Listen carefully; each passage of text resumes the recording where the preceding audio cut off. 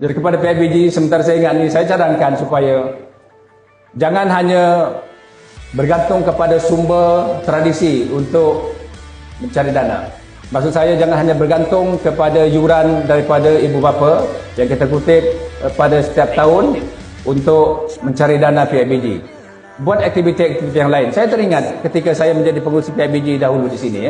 Ketika saya mengambil alih memang duitnya kosong. Sekolah tu pun baru ditubuhkan pada masa itu. Saya ingat baru 5 tahun rasanya. Baru 5 tahun sekolah dibuka di sini. Jadi memang tak ada duit.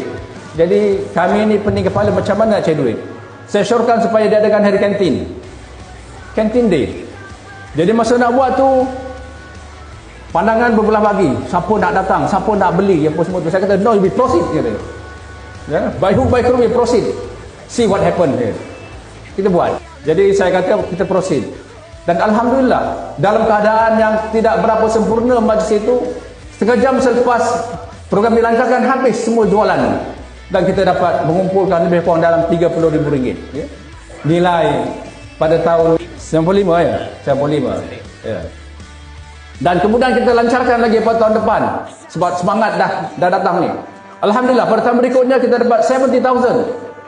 70,000 kutipan pada masa itu.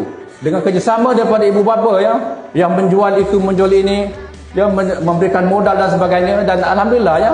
Kemudian pada tahun berikutnya kita tukar pula strategi, kita buat larian basra. Ya. Saya masa tu bela kuda kat rumah, saya bawa tu kuda tu ke sekolah. Siapa nak tongkang kuda kena bayar RM1. Ya. Jadi itu antara cara yang saya rasa boleh dilakukan. Dan tak cukup dengan situ, ya, kerana kita memerlukan dana yang banyak untuk membolehkan sekolah menjalankan aktiviti. Pada masa itu yang banyak diperlukan di sekolah ialah kertas pendua, duplicating paper. Kerana saya yakin bahawa untuk membolehkan anak-anak kita itu cemerlang, kita mesti banyakkan latih tubi, latihan dan juga ujian. Jadi untuk membolehkan itu semua dilakukan, sekolah memerlukan dana. Dana bila tiba pada dana, nak sokan, nak hari ucapan, nak ujian, semuanya ketuk pintu pada PIBG.